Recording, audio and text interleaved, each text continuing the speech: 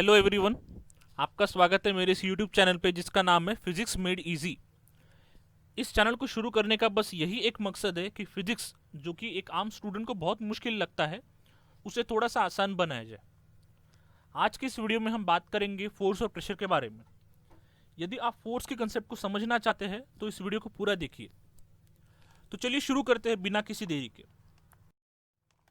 आज की वीडियो में हम सबसे पहले देखेंगे फोर्स क्या होता है, उसके बाद हम थोड़ा सा क्लासिफिकेशन ऑफ फोर्सेस के बारे में पढ़ेंगे, उसके बाद हम देखेंगे कॉन्टैक्ट और नॉन कॉन्टैक्ट फोर्सेस क्या होती है, और सबसे आखिर में हम देखेंगे कि बैलेंस्ड और अनबैलेंस्ड फोर्सेस क्या होती है। इस चैप्टर का नाम सुनते ही सबसे पहले आपके दिमाग में सवाल तो अवश्य आया होगा कि ये फोर्स और प्रेशर क्या होता है। चलिए सबसे पहले समझते हैं कि ये फोर्स क्या होता है। अभी आपके सामने दो पिक्चर्स दिखाई दे रही है, जिसमें पहले पिक्चर में एक आदमी कार को पुश कर रहा है, एक आदमी कार को पुश कर रहा है माने धक्का मार रहा है। दूसरे पिक्चर में दो टीम्स आपस में टग ऑफ वॉर खेल रही है, जिसमें वो एक दूसरे को पुल कर रही है। क्या कर रही है? पुल कर रही है। पुल कर रही है का मतलब वो एक दूसरे को अपनी तरफ खींच रही है। आपके सामने दो और एग्जांपल्स दिखेंगे। पहले एग्जांपल में एक फल पेड़ से नीचे गिर रहा है, और दूसरे एग्जांपल में आयरन नेल्स जो कि लोहे की कीलें होती है वो एक बार मैग्नेट को चिपकती दिखाई पड़ रही है। इन दोनों एग्जांपल्स में एक चीज कॉमन है, ऑब्जेक्ट को पुल किया जा रहा है, ऑब्जेक्ट को अपनी तरफ खींचा जा रहा है। पर इस बार हमें कोई चीज या फिर कोई हाथ दिखाई नहीं दे रहा है कि जो इन चीजों को अपनी तरफ खींच रहा है। खैर इस बारे में हम थोड़ी देर में समझेंगे, पर हम पहले समझते हैं कि ये फोर्स क्या होता है। अभी तक देखे सभी एग्जांपल्स में एक चीज कॉमन है, पुश और पुल, धकेलना या खींचना, बस इसे ही फोर्स कहते हैं। आसान भाषा में अगर आप फोर्स को डिफाइन करना चाहते हैं तो आप कह सकते हैं कि force is nothing but a push or a pull applied on an object. Force is nothing but a push or pull applied on an object. इस फोर्स का यूनिट न्यूटन्स होता है, जिसको हम कैपिटल एन से रिप्रेजेंट करते हैं। अगर आप इस फोर्स के बारे में थोड़ा गहराई से सोचेंगे तो आपको यह पता चलेगा कि फोर्स को अप्लाई करना माने एप्लीकेशन ऑफ फोर्स, यह बस एक कोशिश होती है एक ऑब्जेक्ट के मोशन को चेंज करने की। अभी इस ऑब्जेक्ट के मोशन को चेंज करना मतलब क्या? यदि कोई स्टेशनरी ऑब्जेक्ट है, एक रुका हुआ ऑब्जेक्ट है, तो आप उसे फोर्स लगाकर मूव करा सकते हैं। अगर कोई मूविंग ऑब्जेक्ट है तो आप उसे फोर्स लगाकर स्टेशनरी बना सकते हैं। आप किसी मूविंग ऑब्जेक्ट की वेलोसिटी को चेंज कर सकते हैं, माने उसकी वेलोसिटी बढ़ा सकते हैं या फिर घटा सकते हैं। मैं यह बिल्कुल नहीं कहना चाहता हूं कि फोर्स लगाने के बाद किसी ऑब्जेक्ट का मोशन चेंज होगा ही होगा। यह हो भी सकता है और नहीं भी हो सकता है। आने वाली वीडियोस में हम देखेंगे कि वह कौन सा फैक्टर है जो निर्धारित करता है कि लगाया गया फोर्स एक ऑब्जेक्ट के मोशन को चेंज कर पाता भी है या नहीं। तो चलिए हम फोर्सेस क्लासिफिकेशन के बारे में थोड़ा समझते हैं। अगर आप फोर्सेस को क्लासिफाई करना चाहते हैं तो आप उनको दो बेसिक कैटेगरीज में क्लासिफाई कर सकते हैं। पहली कैटेगरी है इंटरएक्शन बिटवीन ऑब्जेक्ट्स और दूसरी कैटेगरी है इंटरएक्शन बिटवीन फोर्सेस। जो पहली कैटेगरी है उसके दो सब कैटेगरीज है, कॉन्टैक्ट फोर्सेस और non contact forces. Contact forces के में आप एग्जांपल ले सकते हो मस्कुलर फोर्स का, फ्रिक्शन फोर्स का और टेंशन फोर्स का। वेयरएज आप नॉन कॉन्टैक्ट फोर्सेस में एग्जांपल के तौर पर ले सकते हैं ग्रेविटेशन फोर्स को, मैग्नेटिक फोर्स को और इलेक्ट्रिक फोर्स को। इंटरएक्शन बिटवीन फोर्सेस की वजह से दो सब कैटेगरीज फॉर्म होती है, जो कि है बैलेंस्ड फोर्स और अनबैलेंस्ड फोर्स। तो चलिए समझ रहे हैं कॉन्टैक्ट और नॉन कॉन्टैक्ट फोर्सेस क्या होती है। कॉन्टैक्ट फोर्सेस वो होती है जब इंटरएक्टिंग बॉडीज के बीच में एक डायरेक्ट फिजिकल कॉन्टैक्ट होता है। अगर आप किसी बॉल को अपने हाथ से फेंक रहे हैं तो आप बिना उस बॉल को अपने हाथ से छुए उस बॉल को फेंक नहीं सकते। इसका मतलब है उस बॉल के बीच में और आपके हाथ के बीच में इंटरैक्शन हो रहा है और वहां पे एक डायरेक्ट फिजिकल कांटेक्ट है, जिसकी वजह से आप बॉल को दूर फेंक पा रहे हैं। इसीलिए जो फोर्स बॉल पर लग रहा है उसको हम कांटेक्ट फोर्स बोलेंगे। एग्जाम्पल के तौर पर हम सॉकर प्लेयर का भी एक एग्जाम्पल ले सकते हैं, जहां पे वो फुटबॉल को किक करता है। जब तक फुटबॉल और पैर के बीच में एक डायरेक्ट फिजिकल कांटेक्ट नहीं होगा, जब तक फुटबॉल और पैर आपस में टच नहीं होंगे तब तक फुटबॉल के ऊपर फोर्स नहीं लगेगा। तो इस फोर्स को भी हम कॉन्टैक्ट फोर्स की तरह देख सकते हैं। और बहुत से ऐसे एग्जाम्पल्स हैं आपकी डेली लाइफ में जहां पे आप बिना किसी चीज को टच किए या फिर बिना ऑब्जेक्ट्स के आपस में डायरेक्ट फिजिकल कांटेक्ट में आए उसके ऊपर फोर्स लग नहीं सकता। तो ऐसे सभी केसेस में जो फोर्स लग रहा है उसको हम कांटेक्ट फोर्सेस बोलेंगे। अभी नॉन कांटेक्ट फोर्सेस का आपने पहले ही एग्जांपल देख लिया है, जहां पे आपने देखा था कि एक फल पेड़ से नीचे गिरता है और जो आयरन नेल्स है वो एक बार मैग्नेट को चिपक जाती है। इन केसेस में आपको कोई हाथ दिखाई नहीं देता या फिर कोई चीज दिखाई नहीं देती जो कि उस फल को या फिर उन आयरन नेल्स को अपनी तरफ खींच रही है। यहाँ पे आपको कोई डायरेक्ट फिजिकल कांटेक्ट दिखाई नहीं देता, फिर भी उन ऑब्जेक्ट्स के ऊपर फोर्स अप्लाई होता है। तो ऐसे फोर्सेस जहाँ पे इंटरैक्टिंग बॉडीज का कोई भी डायरेक्ट फिजिकल कांटेक्ट नहीं होता फिर भी उनके ऊपर फोर्स अप्लाई होता है, ऐसे सभी फोर्सेस को हम नॉन कांटेक्ट फोर्सेस बोलते हैं। एग्जाम्पल के तौर पर आप न्यूटन का एक मशहूर किस्सा याद कर सकते हैं जिनमें उनके सर के ऊपर एक एप्पल गिरा था जिसकी वजह से उन्होंने ग्रेविटेशन का डिस्कवरी किया था। आपने और एक एग्जाम्पल देखा होगा जहां पे मैग्नेट के जो सेम पोल्स होते हैं, लाइक पोल्स होते हैं, जैसे कि नॉर्थ नॉर्थ और साउथ साउथ पोल, ये एक दूसरे को रिपेल करते हैं। और जो अनलाइक पोल्स होते हैं जैसे कि नॉर्थ साउथ या फिर साउथ नॉर्थ, ये एक दूसरे को अट्रैक्ट करते हैं।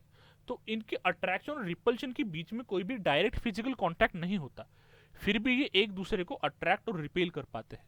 तो ऐसे फोर्स को भी हम नॉन कांटेक्ट फोर्स बोलेंगे। चलिए अब हम समझते हैं बैलेंस्ड और अनबैलेंस्ड फोर्सेस क्या होती है। जब भी किसी ऑब्जेक्ट पे एक सिंगल फोर्स लगता है वो सिंगल फोर्स हमेशा अनबैलेंस्ड होता है। अगर हम एग्जांपल ले एक ब्लॉक का जिसके ऊपर लेफ्ट हैंड साइड से 10 न्यूटन का फोर्स लग रहा है, तो ये जो 10 न्यूटन का फोर्स लग रहा है ये अनबैलेंस्ड है, क्योंकि ये इकलौता फोर्स है जो एक ऑब्जेक्ट के ऊपर एक्ट कर रहा है। तो फिर बैलेंस फोर्स किसको बोलेंगे? जब एक बॉडी के ऊपर एक से ज्यादा फोर्सेस लगेंगे तब जाकर वो फोर्सेस बैलेंस्ड होती है या फिर नहीं होती है। चलिए समझते हैं कोई फोर्सेस बैलेंस्ड कब होती है और कब नहीं होती है। तो फोर्सेस के बैलेंस में नेट फोर्स एक कंसेप्ट है जो कि बहुत इंपॉर्टेंट है। नेट फोर्स क्या होता है? नेट फोर्स जस्ट एक एडिशन है। एक ऑब्जेक्ट के ऊपर जितनी भी फोर्सेस लग रही है उन सभी फोर्सेस का आप एडिशन करते हो और नेट फोर्स निकालते हो। बस इसमें फर्क इतना होता है कि फोर्स एक वेक्टर क्वांटिटी है, तो फोर्स को एक्सप्रेस करने के लिए आपको मैग्नीट्यूड जो कि एक नंबर होता है, जैसे कि हमको दिखाई दे रहा है इस एग्जांपल में 10 न्यूटन, तो 10 एक नंबर है, तो वो 10 होता है मैग्नीट्यूड। और उसका डायरेक्शन, तो जब हम डायरेक्शन को एक्सप्रेस करते हैं हम डायरेक्शन को प्लस या फिर माइनस साइन से रिप्रेजेंट करते हैं। जैसे कि अगर कोई दो फोर्सेस है जो कि सेम डायरेक्शन में लग रही है तो उनको हम आपस में ऐड करेंगे, उन दोनों फोर्सेस का जो साइन होगा वो प्लस होगा। और अगर दो फोर्सेस अपोजिट डायरेक्शन में एक्ट कर रही है तो उनका जो साइन होगा वो एक का प्लस होगा और एक का माइनस होगा। तो हम डिटरमाइन कैसे करेंगे कौन सा प्लस रहेगा और कौन सा माइनस रहेगा? हमने सबने ग्राफ्स तो पढ़े ही होंगे, तो हमने ग्राफ में एक्स एक्सिस और वाई एक्सिस देखा होगा। ओरिजिन की राइट हैंड साइड में एक्स एक्सिस का पॉजिटिव डायरेक्शन होता है। इसका मतलब जब आप ओरिजिन से राइट हैंड साइड की तरफ मूव करते हो तो वो पॉजिटिव डायरेक्शन कहलाती है, और जब आप ओरिजिन से लेफ्ट हैंड साइड की तरफ मूव करते हो तो वो नेगेटिव डायरेक्शन कहलाती है। तो जब भी कोई फोर्स राइट हैंड साइड की तरफ एक्ट करेगा लेफ्ट हैंड साइड से तो हम उसको पॉजिटिव डायरेक्शन समझेंगे और जो मैग्नीट्यूड है उसके सामने प्लस साइन लिखेंगे। और जब भी कोई फोर्स लेफ्ट हैंड साइड की तरफ एक्ट करेगी राइट हैंड साइड से तो हम उसको नेगेटिव डायरेक्शन अज्यूम करेंगे और फोर्स के मैग्नीट्यूड के सामने हम नेगेटिव साइन लिखेंगे। यहाँ पे आपको दूसरा एग्जांपल दिखाई दे रहा है जहां पे ब्लॉक पे दो फोर्सेस लग रही है F1 और F2। जो F1 और F2 है इनका मैग्नीट्यूड 10 वो सेम है, बस इनकी डायरेक्शन अपोजिट है। इसी की वजह से एक का साइन पॉजिटिव है और एक का साइन नेगेटिव है। ध्यान से देखिए जो F2 है वो राइट की तरफ से लेफ्ट की तरफ लग रही है, मतलब वो नेगेटिव डायरेक्शन में लग रही है, इसीलिए उसके सामने हमने माइनस साइन लिखा है। तो जब हम इनके एडिशन करेंगे सिंपल, जैसे कि +10 -10, हमें आंसर मिलेगा 0। तो इसका मतलब ये जो नेट फोर्स है जो कि जस्ट एक एडिशन है, बस उस एडिशन में हम फोर्सेस के मैग्नीट्यूड के सामने उनका साइन लिखते हैं जो कि उनकी डायरेक्शन को रिप्रेजेंट करता है। ये अगर 0 होता है तो फोर्सेस बैलेंस्ड होती है, अगर ये 0 नहीं होता है तो फोर्सेस अनबैलेंस्ड होती है। मान लीजिए अगर आप राइट हैंड साइड से लेफ्ट हैंड साइड की तरफ 10 न्यूटन फोर्स लगा रहे हैं और आप लेफ्ट हैंड साइड से राइट हैंड साइड की तरफ 7 न्यूटन का फोर्स लगा रहे हैं, तो ये फोर्सेस अपोजिट डायरेक्शन में होने के बावजूद उनका मैग्नीट्यूड सेम नहीं है। तो जो आंसर है वो 0 के अलावा आएगा, 0 नहीं आएगा। इसका मतलब अगर आपका नेट फोर्स 0 नहीं होता है तो आपके जो फोर्सेस है वो बैलेंस्ड नहीं है। और जिस भी डायरेक्शन में, डायरेक्शन कैसे पता चलेगा, फोर्स का जो आंसर आएगा, नेट फोर्स का जो साइन आएगा उसके हिसाब से आपको उसका डायरेक्शन पता चलेगा। तो अगर प्लस साइन है इसका मतलब फोर्स राइट हैंड साइड की तरफ लग रहा है नेट फोर्स का, और अगर माइनस साइन है तो net force left hand side की तरफ लग रहा है।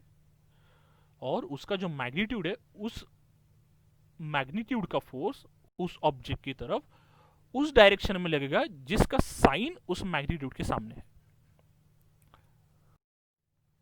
अब एक एग्जांपल लेते हैं बैलेंस फोर्स का। हमने उसी ब्लॉक को एक फ्लोर के ऊपर रखा है जो कि एक रिजिड सपोर्ट प्रोवाइड करता है। तो जब भी हम एक ब्लॉक को ग्रेविटेशनल फील्ड में स्टडी करेंगे तो उसके ऊपर of course gravitational force act ही करेगा, पर उसके ऊपर एक नॉर्मल रिएक्शन भी लगेगा जो कि इक्वल इन मैग्नीट्यूड होता है पर डायरेक्शन में एग्जैक्टली अपोजिट होता है। ये क्यों लगता है, इसके लिए आपको न्यूटन का थर्ड लॉ समझना पड़ेगा जो कि कहता है to every action there is an equal and opposite reaction. तो अगर ग्रेविटेशनल फोर्स एक्ट हो रहा है तो उसके रिएक्शन में एक फोर्स एक्ट जरूर होगा जो कि उसके अपोजिट डायरेक्शन में रहेगा बट इक्वल मैग्नीट्यूड में रहेगा।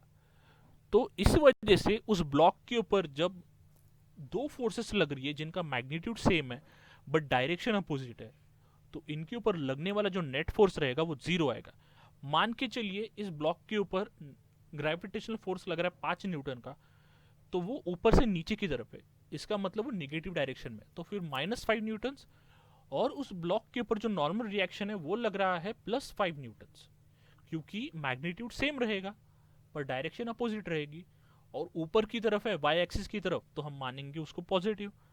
तो अगर हम इनका एडिशन करते हैं +5 और -5, तो हमको आंसर मिलेगा 0। इसका मतलब जो नेट फोर्स एक्ट हो रहा है इस ब्लॉक के ऊपर वो है 0 न्यूटन। इसका मतलब ये जो ब्लॉक है इसके ऊपर जो नेट फोर्स लग रहा है वो 0 है और ये जो फोर्सेस है ये बैलेंस्ड फोर्सेस है। इसलिए ये जो ब्लॉक है ये इक्विलिब्रियम पोजीशन में है, ये हिल नहीं रहा है, ये मोशन परफॉर्म नहीं कर रहा है। और एक एग्जांपल देखते हैं वेइंग बैलेंस का। हमने ये वेइंग बैलेंस सब्जी मंडी में देखा ही होगा, जहां पे हम एक साइड में वजन रखते हैं और एक साइड में हम सब्जियां तोलते हैं। तो अगर उन दोनों चीजों का वेट अगर सेम है, मान लीजिए आपने 1.5 किलो का वजन रखा है और आपने दूसरे साइड में 1.5 किलो टमाटर रखे हैं, तो जो बार होगा वेइंग बैलेंस का वो एक इक्विलिब्रियम पोजीशन अटेंड करेगा, हॉरिजॉन्टल इक्विलिब्रियम पोजीशन अटेंड करेगा, क्योंकि दोनों साइड्स की तरफ जो फोर्स लग रहा है वो सेम है। Whereas on the other hand अगर आप देखोगे कि अगर किसी भी एक साइड में वजन कम ज्यादा होता है तो जो हेवियर साइड है वो नीचे की तरफ जाएगी और जो लाइटर साइड है वो ऊपर की तरफ आएगी। ये शो करता है कि फोर्सेस अनबैलेंस्ड है, और जब तक वो एक स्टेबल पोजीशन में नहीं आएगा तब तक जो फोर्सेस रहेगी वो अनबैलेंस्ड ही रहेगी। तो हम समझते हैं कि हमने इस वीडियो में क्या देखा। फोर्स क्या है? फोर्स एक बस पुश और पुल है जो कि एक ऑब्जेक्ट के ऊपर लगता है, और जो अप्लाइड फोर्स है वो ऑब्जेक्ट का मोशन चेंज करने की कोशिश करता है। वो कर पाता है या नहीं कर पाता है ये हम आगे पढ़ेंगे कि वो कैसे करता है, बट अभी के लिए हम समझेंगे कि जो अप्लाइड फोर्स है ऑब्जेक्ट के ऊपर वो उसका मोशन चेंज करने की कोशिश करता है। जब भी इंटरैक्टिंग बॉडीज के बीच में डायरेक्ट फिजिकल कांटेक्ट होता है हम उस फोर्सेस को कांटेक्ट फोर्सेस बोलते हैं। जब भी डायरेक्ट फिजिकल कांटेक्ट नहीं होता है तो हम उन फोर्सेस को नॉन कांटेक्ट फोर्स बोलते हैं। और जो नेट फोर्स होता है जो कि एक बॉडी के ऊपर लगता है वो डिसाइड करता है कि अप्लाइड फोर्सेस बैलेंस्ड है या नहीं है। अगर आपका नेट फोर्स 0 आता है इसका मतलब वो फोर्सेस बैलेंस्ड है, और अगर नेट फोर्स 0 नहीं आता है इसका मतलब फोर्सेस अनबैलेंस्ड है। इस चैप्टर के जो बाकी टॉपिक्स है, प्रेशर और बाकी टॉपिक्स, वो हम अगले वीडियो में पढ़ेंगे। Thanks for watching.